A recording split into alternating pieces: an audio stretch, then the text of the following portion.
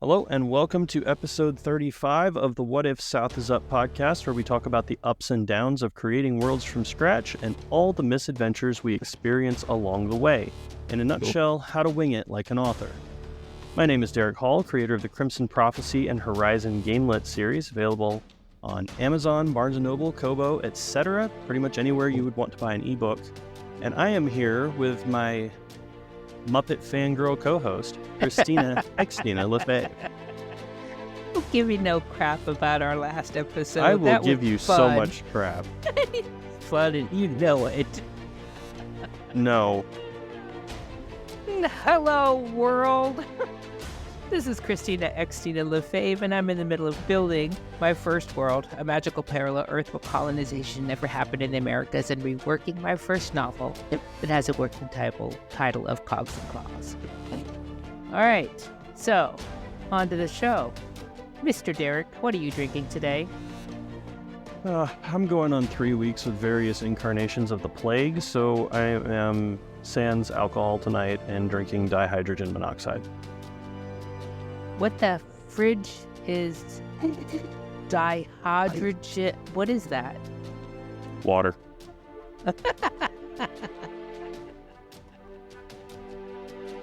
You got me. Oh, man. Good job. You got me. Okay. Understood. I'm drinking something called Jamaican Sunshine, a ginger-infused hard cider. That sounds good. Yeah. I figured since my tummy was feeling a little upset, I should do something good for it, so I got something with ginger. Hey, that'll work. It's working. All right. Well, how have you been consuming your stories since we exhausted my tolerance for the Muppets? You're never going to let me live that down. Nope. Well, I am still not reading. Still don't have my narcolepsy managed, so all of my story is coming from shows. I finished, finally, all of Smallville. Nice conclusion. It's a bit cheesy. I watched Marvel's Echo. Pretty fascinating. Caught up on Young Sheldon. Fun times. I'm watching Death and Other Details with the hubby. Interesting. But in all honesty, I really do miss reading. I miss how it feels to be completely immersed in someone else's words. Have all your senses honed into the prose. For those that don't know, I've been trying to get my narcolepsy under control for about 2.5 years now. The process has been quite long. And as I said in episode 32, my resolution for 2024 is to be able to once again read without falling asleep. But enough about me and my woes. So I have plenty of story consuming going on. What about you, Mr. Derrick? I'm working on a rewatch of Shadow and Bone, noticing some things that I missed last time. Yeah, and, I was considering that, rewatching it, but I figured I'd have to go from the beginning because I'm sure I missed a lot. Yeah, there's a lot of little details in there. Yeah? I think I've got one episode left in the first season, and I'm going back into the second season, and just, yeah, I don't know. I was in the mood, so been sick, so it's been mostly movies and TV shows and things like that instead of actual reading because my eyes don't work when I'm sick. But also rewatched Stranger Than Fiction with Will Ferrell and Emma Thompson recently, and was reminded how much I absolutely love that movie. Presents a very unique perspective on the process of writing and the mechanics of writer's block that I can appreciate. So that one's always fun. It did not get enough love when it came out, and it's an amazing movie. I'll have to put that on my TBW. But let me ask you a question. You say that this movie, Stranger Than Fiction, you absolutely love it. I do. If I were to ask you what is your favorite movie of all time, could you answer me? Could I answer you? I could. And what would it be? I don't know. That depends. Like, what kind of genre, or just in general? Your all-time this all-time favorite movie of all movies ever. Now, I will say that I had a little time to think about this because I saw TikTok, and this guy was asking the guys, what is your wife, girlfriend's favorite movie? And only 1 out of 7 got it. So I was thinking, what is my favorite movie? What is your favorite movie? I think it's a toss-up between 2. And it would be the original Star Wars. Okay? So classic. It would be Episode 4. And Princess Bride. Okay. So I have a 3-way tie. 2 of which are exactly the same as yours. And the third is Indiana Jones and the Last Crusade. Yeah. That would be right up there too. All classics. All amazing. Yep. All amazing. Yeah. 2 out of 3 involving Harrison Ford. So, what could possibly go wrong? Oh, interesting segue.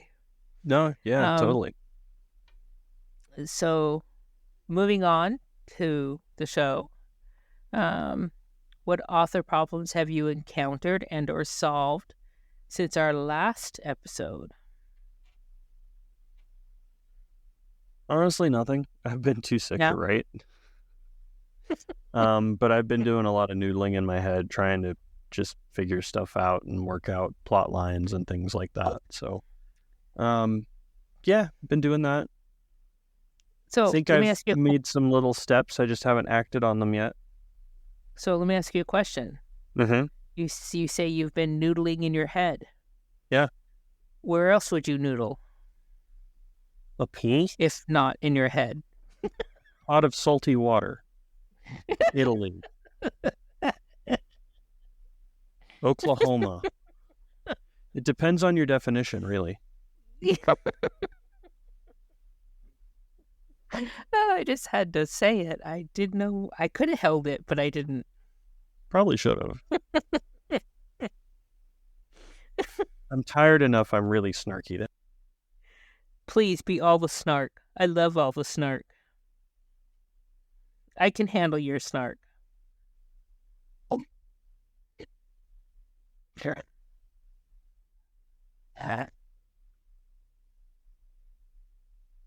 What have you been noodling on recently?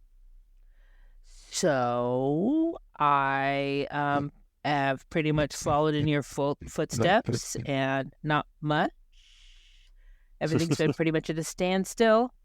My poor manuscript is atrophying. It's so sad. But alas, I refuse to quit. It will be done one day, right? Yeah, it'll happen.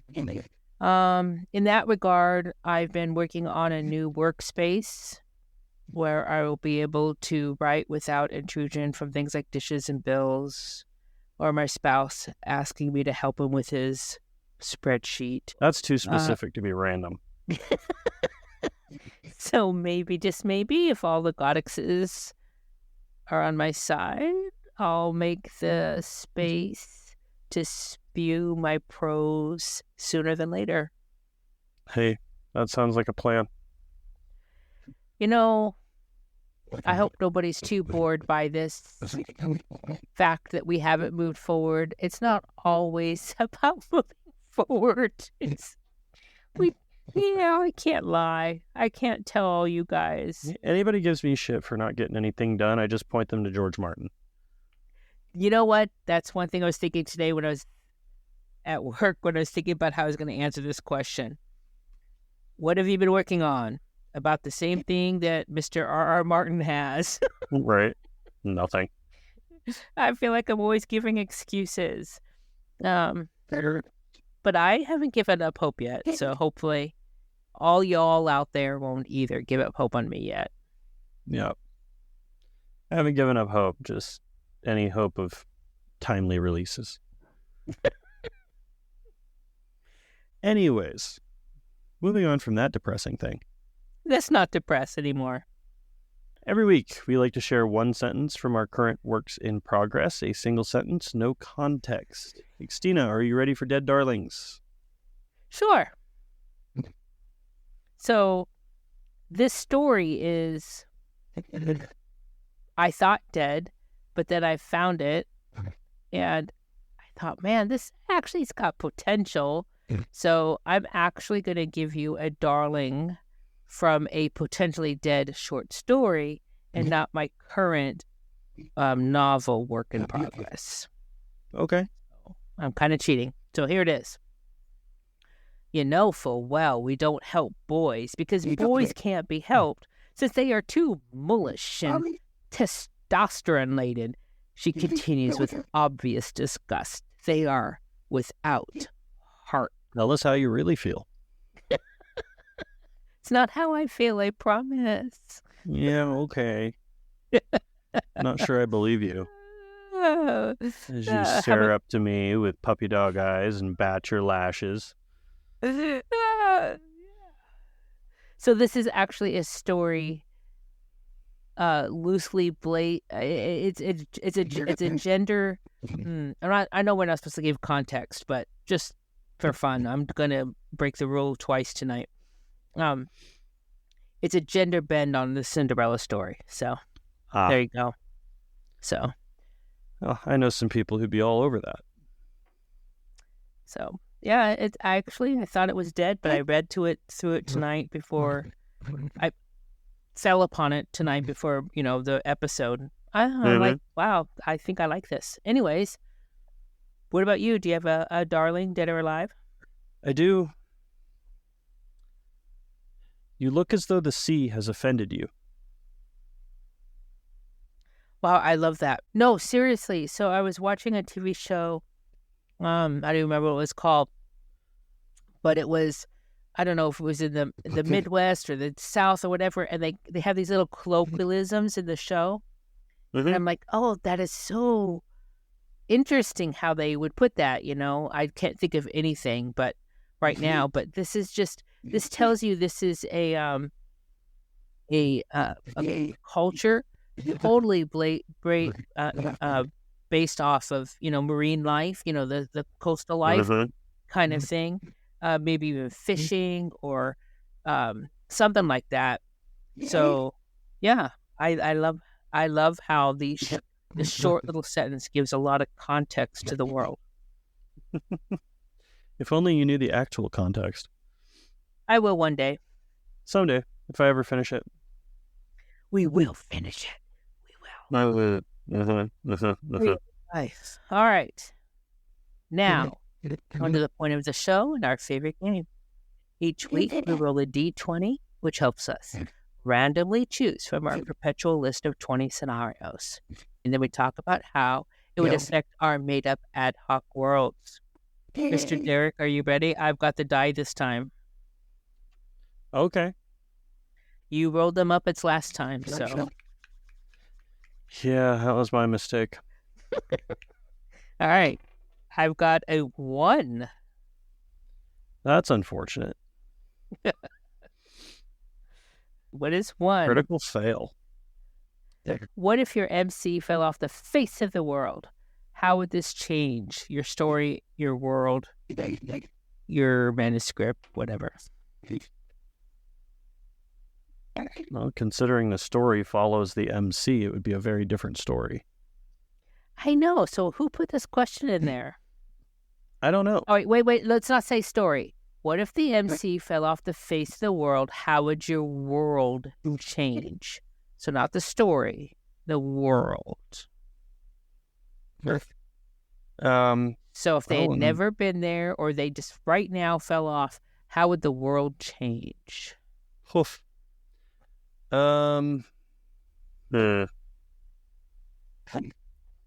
it that way, it gets complicated. Yeah. I don't Who else know is that there? Is there anyone else to share the world? I mean, or fix the world or save the world?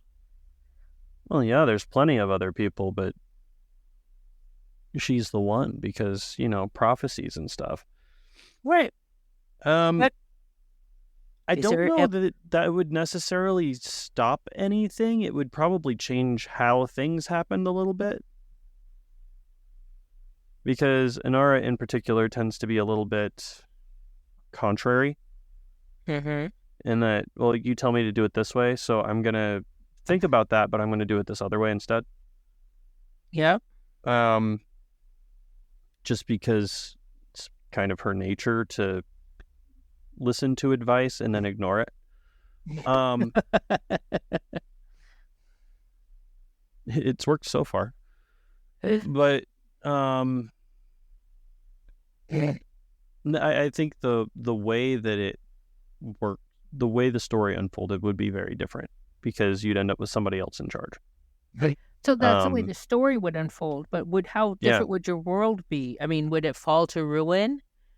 No, I don't think so. I think there's enough set in place at this point that it would be like if your queen died or the president got assassinated or whatever, just the next person in line would fall in and things would carry on.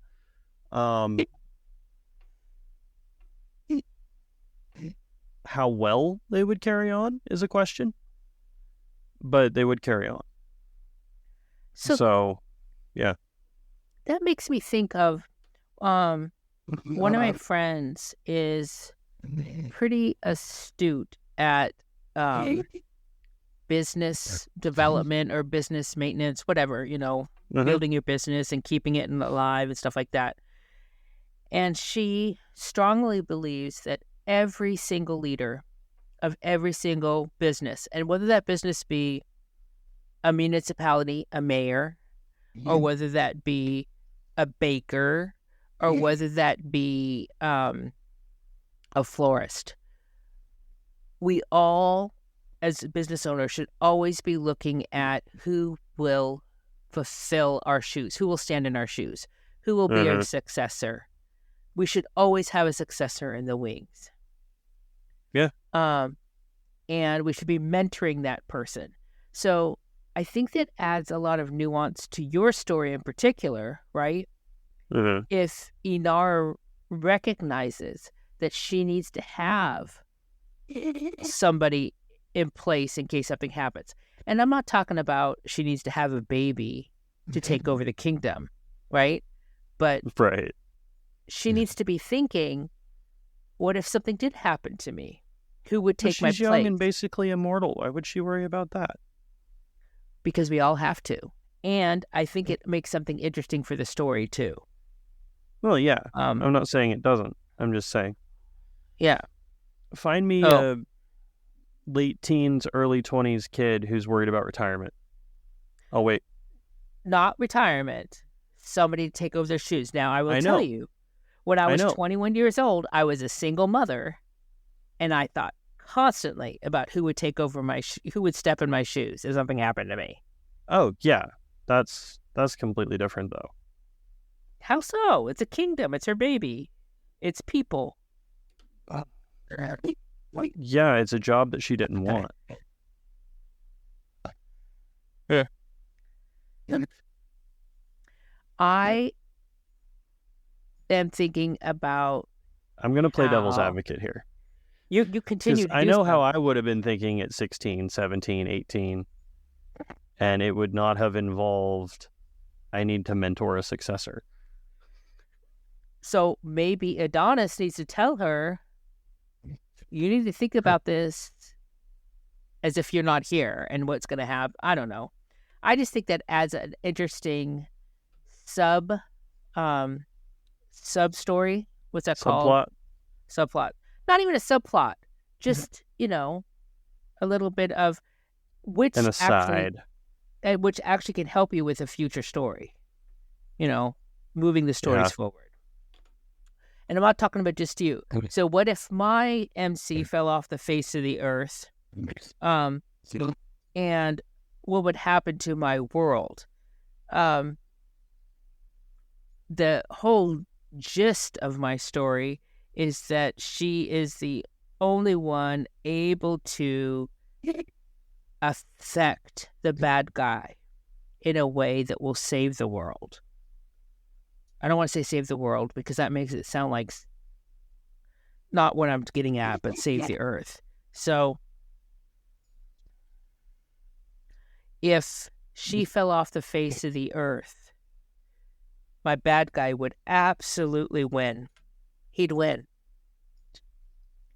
And my story, the next story would have to be about someone who's coming up despite her being gone. Yeah, that's the thing. Heroes come in threes. Heroes come in threes. What do you mean? So traditionally, if you look at literature and mythology and epics and all of that stuff, heroes come in threes. They don't come all at once, but they come in threes. So, say you look at Lord of the Rings, yeah, Frodo has to take the ring to Mordor, but there's one hero, but he wouldn't have been able to do it without Sam, and there's another hero, and none of them would have been able to do it without Aragorn doing his part over in Gondor. So there's another hero. And then if you look at it a little bit deeper, you have Gandalf, you have Legolas and Gimli. They make another trio. And if you look at it even more, you have Merry and Pippin and Faramir, who make another trio. So heroes tend to come in threes. So if one disappears, there's always a backup, which goes back to your like have a successor thing. But I think if Inara just dropped off the face of the planet, somebody would step up. In my world, that would probably be Thalen. He would step up to take her place. If something happened to him, somebody would step up. I'm not sure who, but somebody would step up and fill that gap. Could be somebody we haven't even met yet. So you're saying that without Inara, evil still would not win? I'm not necessarily saying that, but I am saying that her shoes would not go unfilled. Because why? And there must be balance in the Force. Who believes that? Thalen?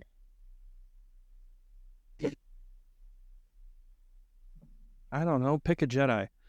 I'm challenging you back, so... I know you are. I'm not even challenging. I'm just presenting a hypothesis. Gee. No, but it's something that I've noticed. Like, if you go back to the Greek epics, I can't think of names right now because my brain is so damn fried. But if you go back to the Greek epics, there's, the big hero and then his sidekick and then the sidekick's sidekick, and it's kind of a hierarchy of its own, where if one can't do something, the next one steps up, and then if he can't do it, the next one steps in. All right, so I will say that I could see what you're saying. And if we go back to my favorite movie, Star Wars, we have Luke, Leia, and Han, right? But here's where it breaks down. We don't have a trio for C-3PO and R2-D2. Sure you do. So, who's the third? Who are 3PO and R2 most often with in the second and third acts of that movie? Who? Chewie. You're not wrong. I know I'm not wrong. But for every single iteration of the I don't want to say series, but Saga. Thank you. That's the word I'm looking for. They're more or less a duo. Yeah. But who saved 3PO on Bespin when he got torn apart for parts? Who was looking for him when that happened? Yeah, I hear you, Yeah. So, as far as the original trilogy goes, my opinion is that 3PO, R2, and Chewie make one triad, and then Luke, Leia, and Han make another. Sure. Interesting. Mm-hmm. I learn something every day. And the same thing typically goes for bad guys, but they tend to come in 2s, not 3s. But again, there are exceptions because, like Star Wars, again, you have the Emperor, you have Vader, and then you have Tarkin. But then Tarkin goes kablooey, and then you have the Emperor and Vader for Empire.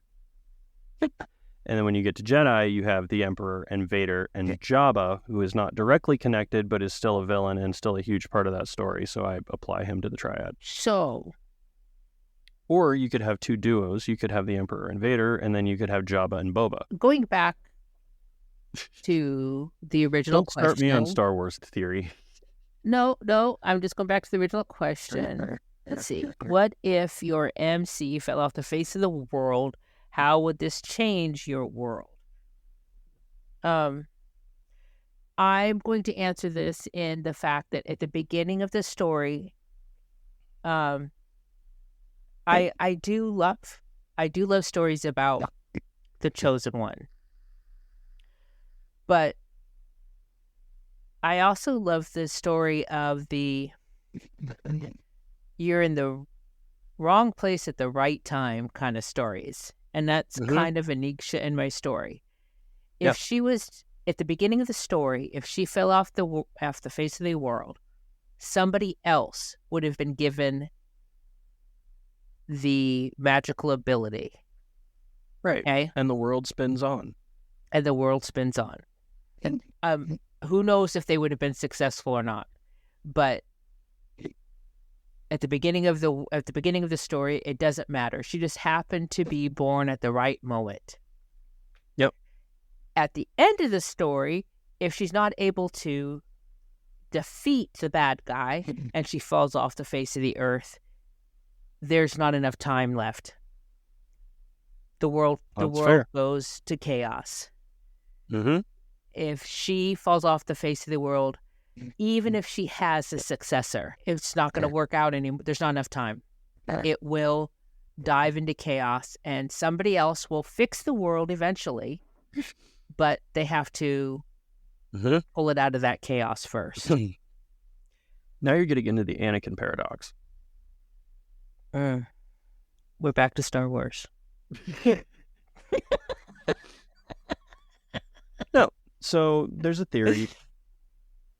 Star Wars is life. Star Wars applies to everything. There's a theory that if Qui-Gon Jinn hadn't been killed by Darth Maul and had been the one to train Anakin, that Anakin would not have turned to the dark side. And that it was actually because he was trained by Obi-Wan that he did.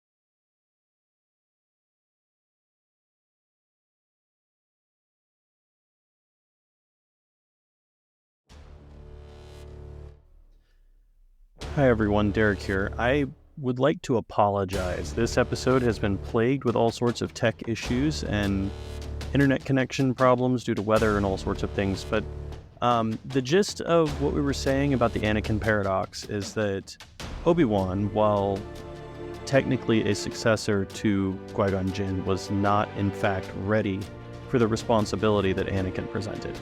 Even the Jedi Council was against it, and the vote to make him a Jedi Knight, because he was still a Padawan learner at the time, barely passed.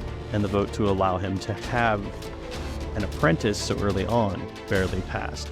But it did, and that inexperience and not quite being ready for the task is a big portion of why the theory exists that Obi-Wan is the reason that Anakin eventually turned to the dark side. That's just a brief synopsis of what we were talking about, and I apologize that the rest of it is not here. But that was fun, and if you would like to follow us online, leave us any questions to add to our list, anything like that, you are welcome to go to our Facebook page or our website, whatifsouthisup.com.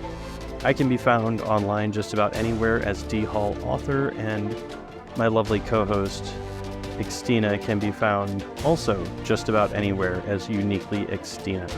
Thank you for listening, thank you for tolerating our wonderful technology troubles, and we will see you next time.